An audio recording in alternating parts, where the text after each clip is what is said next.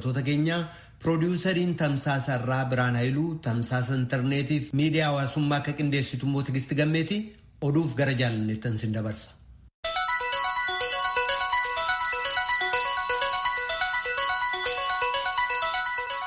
Attamooltan kabajamtoota dhaggeeffattoota keenyaa oduun har'aaf qabnu kunoo. Hojiin hidha laga Abbayyaa bishaaniin guutuu marsaan duraa xumuramuusaaf Muummichi Ministeera Itoophiyaa Abiyyi Ahmed kaleessa lammiiwwan Itoophiyaan baga gammaddan jedhanii jiru. Gabaasa kana Mallas Kaachoo ammaat ergee namoota dubbisa. Muummichi Ministeeraa Itoophiyaa kaleessa fuula Tiwiitarii isaanii irratti guutinsa bishaanii marsaa duraa kan hidha laga Abbayyaa ifatti beeksisan uummata Itoophiyaatiin baga gammaddan jechuudhaan itti fufanii ennaa ibsanis boqonnaa murteessaa hidha laga Abbayyaa kana dhaga'uuf, arguuf, baasii isaaniitiin deeggaruuf dhaloonni hedduun hoogganoonni hedduun hawwanii turan.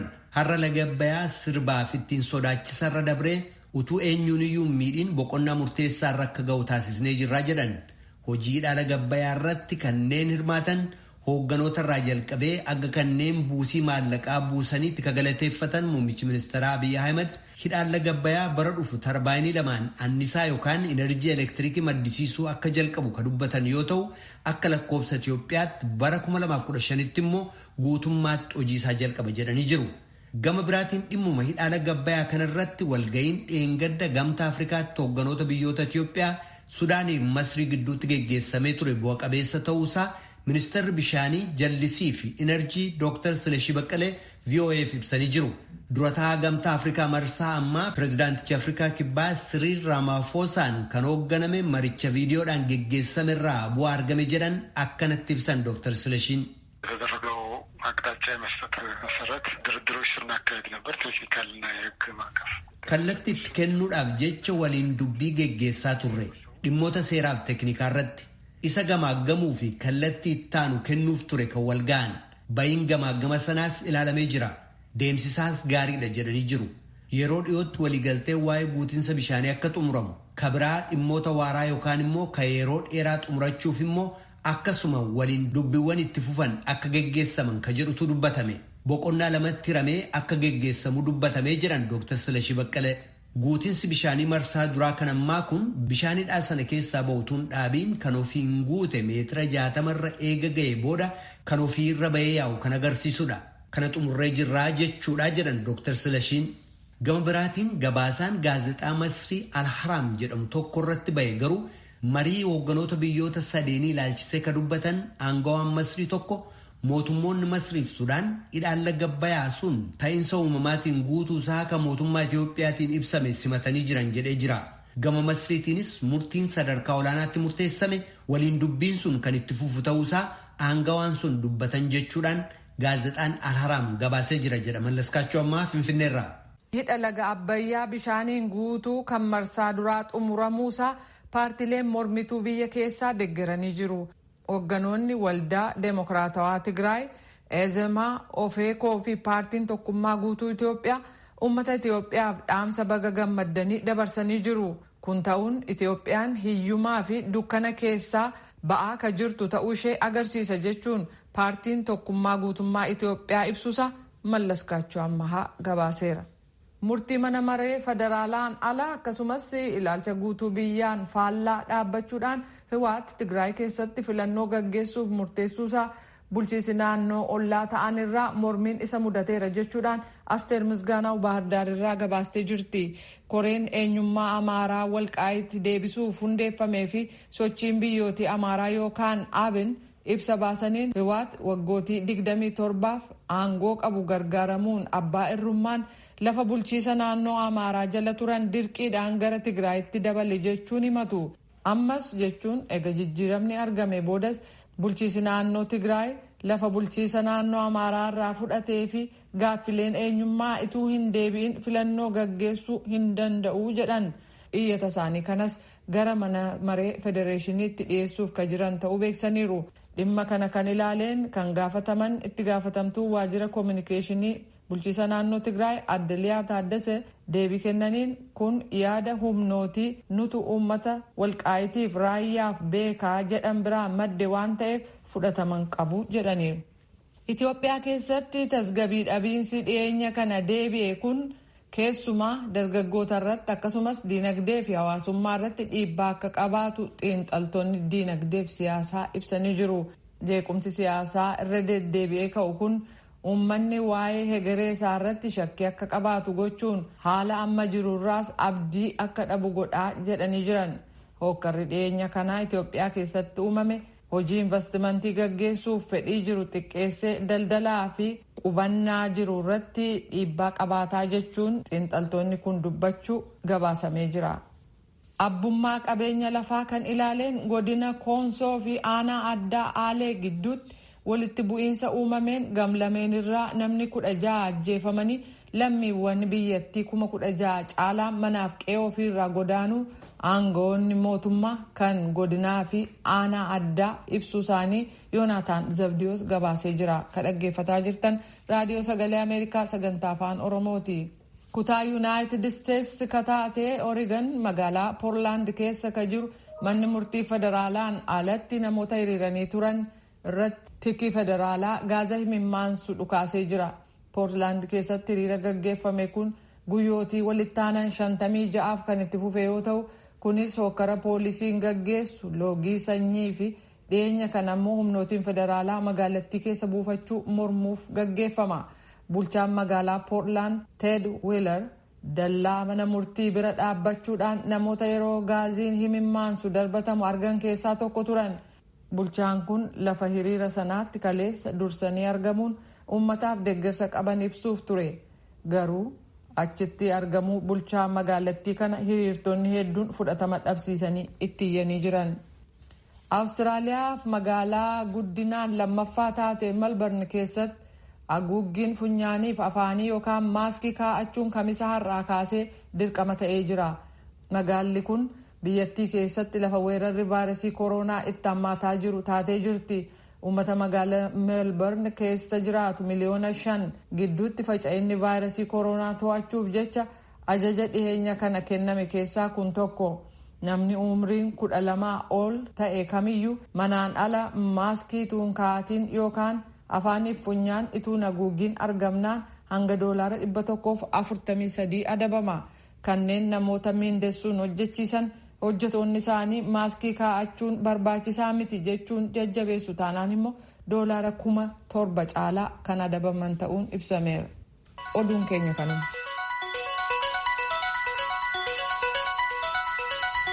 Kadhagaa jirtan as Waashingtan DC irraa kadabru raadiyoo sagalee Ameerikaa sagantaa afaan Oromooti.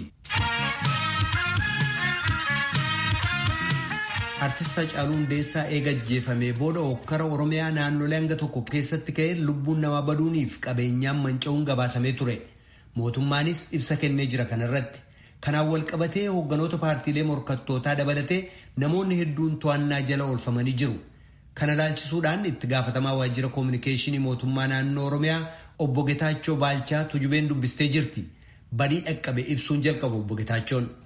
Qabeenyi akka naannoo keenyaatti bade lakkoofsaan baay'ee guddaadha. Manneen jireenyaatti lakkoofsa guddaa kan qabu, kan caccabee fi kan gubate jireenyaati. Isaan kun akka fakkeenyaatti fudhachuun ni danda'ama.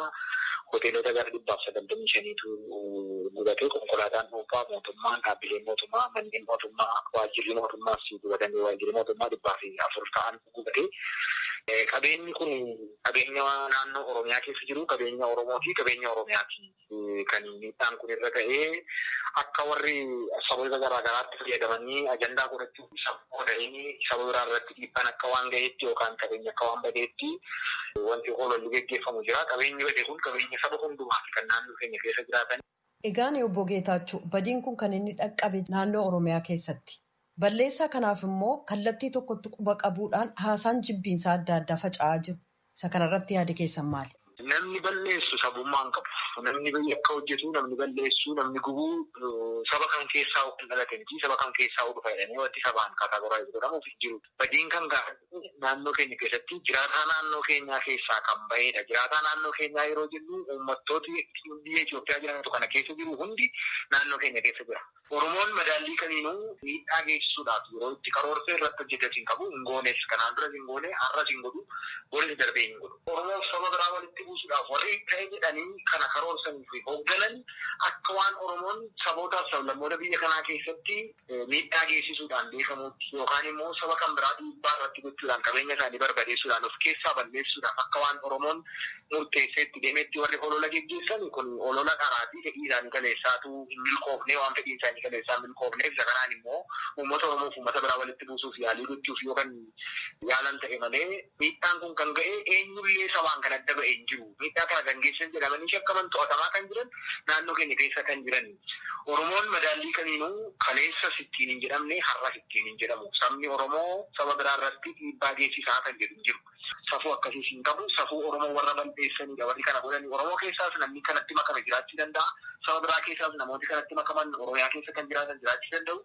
Ergamanii naannoo biraatiis dhufanii magaalaa keessatti galanii gocha kana kan raawwatan waan jiraniif Oromoon yeroo madaallii kamiinuu saboof sablammoota uummata Itoophiyaa keessaa ofitti qabee wajjiniin kan jiraatu keessaa har'as kaleessas kan ture har'as kan gochaa jiru uummata Oromoo eenyuudhaa ol jechuudha naannoo kana biyya kana keessatti. Akka isinatti himtanitti namoonni to'annaa jala oolan lakkoofsi isaanii hedduudha. Namoota kanarratti qorannaan innaa geggeessamu adda baasuudhaaf qaamni walaba ta'e irratti hirmaatamoo yookaanis mootummaa qofa maaliifi mootummaa yoo fudhanne gama mootummaatiin ilaalaa qaamni walaba ta'e immoo yoo itti dabalame daran qorannaan kun ifaaf walaba ta'a. Hagam walaba qorannaan kun haalli inni ittiin geggeeffamaa jiru. Mootummaa jechuun qaamolee mootummaa sadiitu jira. Qaama seera baasuu, qaama seera hiikuuf, qaama seera raawwachiisutu jira. Kanaaf qaamoleen kun sadaniyyuu aangoo mataa ofii isaaniitii qabu. Garuu immoo baalaansi karaa ta'een walii isaaniitti tuumbu'in hojii isaanii of danda'aniiti kan isaan hojjetanii. Kanaaf amma mootummaa jechuun qaamolee sadan kana keessaati qaamni raawwachiistu qaama aangoo mootummaa olaanaa raawwachiisuudhaaf qabudha. Heeraaf seera mootummaa eegsisuudhaaf dirqama qabudha. Qaamni seera hiikummoo sanarraa walaba kan ta'edha jechuudha. Seera walaba ta'e jechuun namni tokko yeroo komatamu yookaan himannaa yeroo itti dhiyaatu sirna himannaan ittiin dhiyaatutu jira, sirna ittiin to'atamutu jira, sirna ittiin hamma dhumaatti murtii argatutu jira. Kanaaf qaamni kana hojjechuu danda'u mootummaa keessaa of danda'eetu jira. Qaama sadan keessaa qaama keessumaa raawwachiistuudha jedhamee yaadama. Mootummaan yeroo baay'ee namni kan tilmaamu qaama raawwachiistuudha jedhee tilmaama. Qaamni seera baasu immoo qaama aangoo olaanaa biyyaati, qaama aangoo olaanaa naannooti. Qaamni aangoo olaanaa qabu sun raawwachiistuun isatti waamama. Qaamni abbaa seerummaa isatti waamama. Qaamni abbaa seerummaa jechuun qaama seera hiiktuun sun isatti waamama. Qaamni seera hiiku kun bilisa ta'eeti kan biyya kanatti ijaaramee jiru. Kana tokkoon kun ilaaluun hin danda'ama. Bilisummaa qaba. Qaamni kana qoratu jechuun hin danda'amu. Mootummaan biraa dhufee qoratu hin jiru. Mootummaa keessatti qaamolee sadan adda ba'anii jiran waan jedhaniif qaamolee sadan keessaa tokko kan amma kana seera raawwachiisu irraa adda karaa ta'een manni hojii abbaa langaa waliigalaa jira. Poolisiin hin jira. Manni murtii hin jira. Qaamoleen kun seera namni ittiin qabamuu qabuu fi to'atamuu qabuuf seeratti ittiin dhiyaachuu qabu namni akka seeratti dhiyaatu gochaa kan isaan jiranii fi karaa biraatiin immoo mirga namoomaa irratti kan hojjetu dhaabbanni mirga namoomaa irratti hojjetu akka biyyaatti hin jira. Dhaabbanni mirga namoomaa irratti hojjetu kun karaa biraatiin mirgi namoota qabaman kanaa yookaan shakkaman kanaa karaa seeraaf waa ta'een eegamaa jiramoo eegamaa jiru jedhee hordofuu hin danda'a. Fakkeenyaaf dhaaboliin mirga namaa sadarkaa addunyaa kan akka Amnesty International namoonni hidhaman kun jamaadhaan walitti qabamaniitiin himannaan irratti hin dhiyaanne jechuudhaan haqi akka mirkanaa'u gaafataa jiru. Isa kanarratti yaadi keessan maali? Biyya kana keessatti namni qaama hir'ataa ture, namni dararamaa reebamaa ture, mana shakkameefi yakkameefi miidhaan kun irra gahaa ture. Waggoota lamaan kana keessatti immoo wanti hundeedhaan jijjiiramuu qaba jedhamee yaadames kana caasaa nageenyaas haa ta'u, caasaa seeraas haa ta'u, caasaa mootummaa sadarkaan jiran keessatti gochaan akka kanaa deebi'ee kan raawwatamu yoo ta'e kan kaleessaa balaaleffachuun keenya siiqaan qabu jechuudha. Kanaaf mootummaan mirgi lammiiwwanii eegamuu danda'uu irra laata namni sun to'atame jimilaadhaan to'atame kan jedhu ofumaa itti dabaluuf yoo ta'e malee lakkoofsa amma himeedha kan to'atan Oromiyaa keessatti. Namni kun immoo kan to'atame sun hundisaa ragaan harkarra nagaituun baay'ee malee haalli kun amma har'aattuu mana sirreessaa yookaan mana to'annaa keessa jiraa jechuun irraa jalaan qulqulleessanii kan yeroo beellamaatti gaafatamu yeroo beellamaatti gaafatanii kan mirga wabiitiin ba'uu danda'u mirga wabiitiin baasanii kan gorsanii haalli itti geggeeffamaa jiru waan jiruuf mirga namoomaa irratti dhiibbaatu jiraa kan jedhu qorannaa akkasiis hin qabnu amma ammaatti uffata akkasitti deemamee hin jiru. Komee dhiyaataa jiru keessaa tokko namoonni siyaasaa kanneen hidhamaniif mormitoota ittiin cafaquudhaaf dantaa siyaasaatii fi inni kun gama mootummaan attamitti ilaalama? To'annaan kan geggeeffamee namoonni siyaasa biyya kana keessatti qooda fudhachuudhaaf socho'aa jiran baay'een isaanii yaada qaban qabatanii kanneen mana sirreessaa keessa turanii kaan biyya alaa turanii kan biyya alaa turanis biyya keessatti galanii akka socho'an kan mana sirreessaa keessa jiranis mana sirreessaa keessaa ba'anii yaada isaanii bilisaan uummatatti ibsachuu akka danda'aniif kan haala mijeesse mootummaadha. Kanaaf mootummaan ofii haala mijeessee deebisee dirree siyaasaa dubbisuudhaaf yookaan immoo yaada namaa daangessuudhaaf jedheetu nama mana hidhaatti guura kan jedhu fudhataman qabu. Bu'uuras hin qabu waan ta'eef. Namoonni yakkamanii fi seeratti dhiyaachuu qaban jedhamanii shakkamanii gochaa ajjechaa kanaan wal qabatee kakaasuudhaan namaaf nama uummataaf uummata sabaaf walitti buusuudhaaf amantii walitti buusuudhaaf miidiyaa fayyadamanii waltajjii garaagaraatti bahanii gocha kana keessatti qooda qabu miidhamuu qabeenyaa namaatii fi qooda qabuu jedhamanii warroota shakkamantu to'annaa jala galee warroonni kanaaf itti gaafatamummaa isaanii seeratti dhiyaachuutti isaan irra jiraata jedhamee dhiyaatan keessaa kan paartii biyya bulchaa jiru keessa jira. Miseensi paartii biyya bulchaa jirus hooggansi paartii biyya bulchaa jirus keessa jira. Namoonni kana keessatti ga'ee isaanii bahuu dadhabuudhaan qooda keessaa qaban shakkamanii to'ataman jiru jechuudha. Gaaffiin kodhumaa vaayirasii koronaa wajjiniin wal qabataa akkasin natti himtanitti namoonni yeroo ammaa to'annaa jala oolanii 7,000 oli lakkoofsi isaanii. Vaayirasiin kun immoo of eeggannoo cimaa barbaada. Addunyaa irratti balaa guddaa geessisaa lubbuu namaa galaafataa namootas akkaan dhukkubsaa akka inni jiru beekamaadha. Isa kana mootummaan of eeggannoo attamii godhe namoonni dhibee kanaan akka isaan hin faalamne kanneen mana hidhaa keessa jiran lakkoofsa guddaa akkasii ennaa namoonni hidhamanii of eeggannoon hin godhama. Gama kanaan maaltu hojjetamaa jira? Warroonni mana sirreessaa yookaan mana to'annaa keessa jiran eeggannaan godhamuufii qabu hundi godhamaafii jira. Hin godhamaafii jalqaba yeroo seenus qoratameetti seenaa achi keessattis karaa ittiin miidhaa geessisuu hin dandeenyeen karaa ittiin namni vaayirasii kanaan faalamuu hin dandeenyeen to'annaaf hordoffiin cimaan godhamaati kan deemu. Lakkoofsi kun guddaa kan malee lakkoofsi kun mana sirreessaa tokkotti yookaan immoo lafa mana to'annaa tokko keessatti kan isaan jiran bakkee garaagaraatti kan isaan jiran akka kanaan dura iddoo tokkotti yoo namni qaba iddoo tokko fuudhanii iddoo tokkotti geggeessuun hin jiru. Bakkumatti qabametti achumatti to'annaa seeraa jala oolchanii galmee isaa qulqulleessuuf deemama malee iddoo iddootti geggeessuun hin jiru. Kana keessatti dhibee vaayirasii koronaatiinis miidhaan akka isaan irra hin geenye of eeggannaa guddaan godhamaati kan inni jiru. Mootummaan kanaaf of eeggannaa jalqabaa godheeti. Eenyuun waa ta'u badii qabuuf seeraan gaafatama malee miidhaan kamuu akka irra hin geenye of eeggannaa cimaatu godhamaa jira. Itti gaafatamaa waajjira kominikeeshinii mootummaa naannoo Oromiyaa obbo Geetaachoo Baalchaa ibsanaa kennitaniif hedduu galatoomaa. Kan dhagaa jirtan as Waashingteen DC irraa kan dabru raadiyoo sagalee Ameerikaa sagantaa afaan Oromooti. Yeroo mara raadiyoodhaan meetir baandii 22-25-31 irratti akkasumas saatalaayitii Naayilsaatii fi feesbuukii keenya irratti kallattiidhaan tamsaasamaa jira. Aga xumura sagantaa keenyatti nu waliin turaa jenna.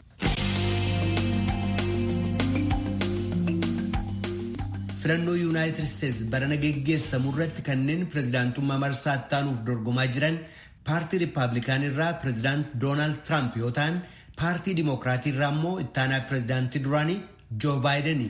Har'a seenaa pirezidaant Tiraampitti fuuleffannee qophii addaa qabna. Nugusuutu dhiyeessa. Doonaald J. Tiraamp pirezidantii Ameerikaa 45ffaadha. Mr. Tiraamp pirezidantoota Ameerikaa keessaa isaan sadaffaa himannoon irratti dhiyaate garuummoo bilisa jedhamanii aangoo isaanii irraa osoo hin kaafamin hafanidhas. Pirezidantichi waggaa 4 dabalataa fi filatamuudhaaf sadaasa dhufutti qophaa'aa jiru. Pireezidant Doonaald Tiraamp filannoo sadaasaa kanaafis ifatti duula na filadhaa kan eegalan waxabajjii bara 2019 Orlaandoo Filooridaatti ture. Dhaadannoon isaanis Keep America Great, Ameerikaa akka cimtuu taatetti tursuu kan jedhu ture. Duula filannoo bara 2016 darbe sanatti Mr. Tiraamp dhaadannoo Make America Great Again, deebisnee Ameerikaa olaantuu haa goonu isa jedhuun akka ture ni yaadatama. Sirna duula na filadhaa waggaa darbee eegalan sana irratti egaa Mr. Tiraamp deeggartoota isaaniitiin al tokko fiixaan baafneerra. Ammas ni daballa. Isa kana garuu hojicha walumaa galatti xumuruuf jirraa jedhan. Pireezidant Doonaald Tiraamp biyya amma Ameerikaa ga'uuf hoogganaa hin ta'in dura maal fa'aa hojjechuun beekamu. Haga tokko odeeffannoo isiniin geenya.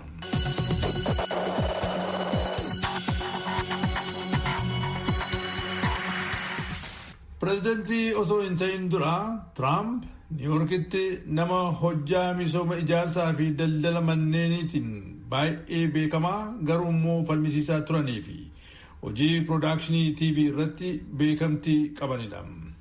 Gama biraatiinis Yuunivarsiitii Peensilveeniyaa Wharton School of Finance jedhamurraas eebbifamaniiru Tiraamp.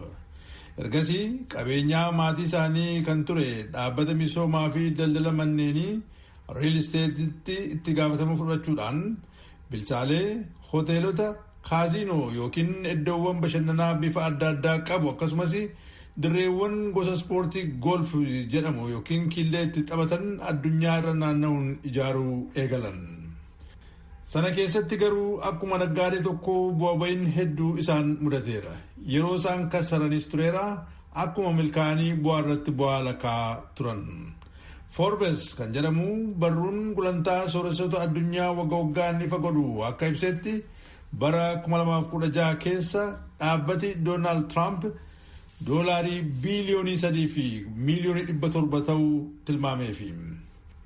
Mr. Tiraamp hojjaan biraan itti beekamaa turan akkuma gubbaatti tuqne ogummaa televezyiiniiti. Bara 2004 eegalee dhaabbata televezyiinii NBC jedhamu irratti qophii darbaa tureefi baay'ee jaallatame irratti taatota keessaa tokko ta'uu irra darbee Mr. Tiraamp Pirodiisarii qophii yookiin dooyii apparentis maqaa jedhuun beekamuuf ijoo turan. Pireezidantummaaf dorgomuuf qophiitti ennaa jiran bara 2015 ture kan dhiisan.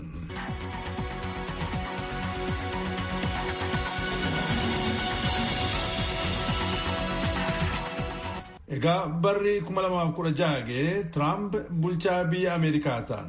Ergasii masaraa White House ergii seenaniin as waggaa 3 walakkaa keessatti pireezidantichi Doonaald J. Tiraamp maal fa'aa hojjetan.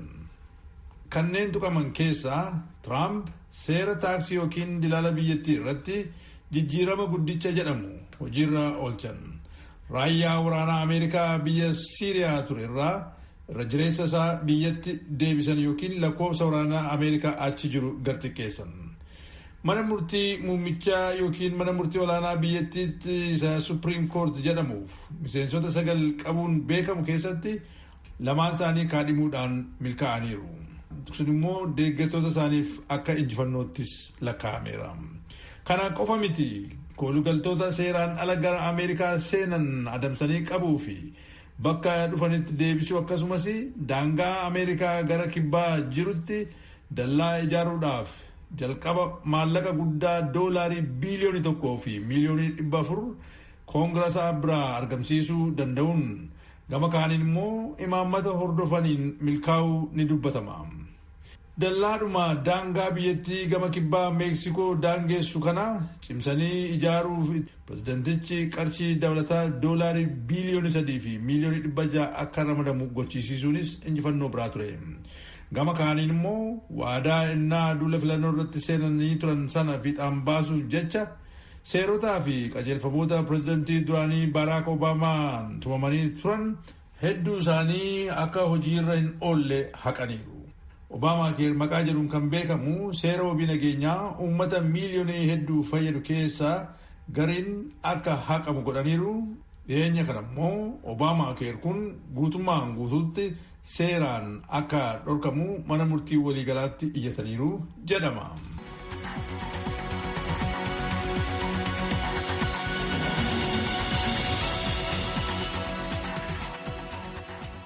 Kun utuu akkas ta'ee jiru milkaa'inni guddichi Mr. Tiraamp gama dinagdeedhaani. Waggoota 7 darban aangoo irra turan kana keessatti hojii dhabeessummaan haala waggoota 50 keessatti Ameerikaatti mul'atee hin beenneen dhibbantaa 3.5 gadi bu'e. Garuu golfaa koronaatti ahammaatuuti injifannoo isaan guddina dinagdee irratti goonfatan sun bara kana akka hin taane ta'eera. Babal'ina vaayirasii koovidii chaayinaa ka'ee addunyaa waliin ga'e kanaan.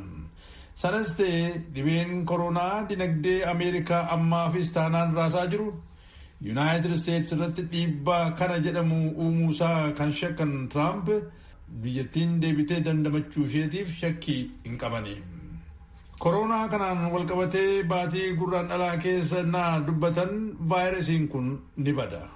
Guyyaa tokko raajiidhuma ta'ee akkuma tasaa ni badaa jedhanii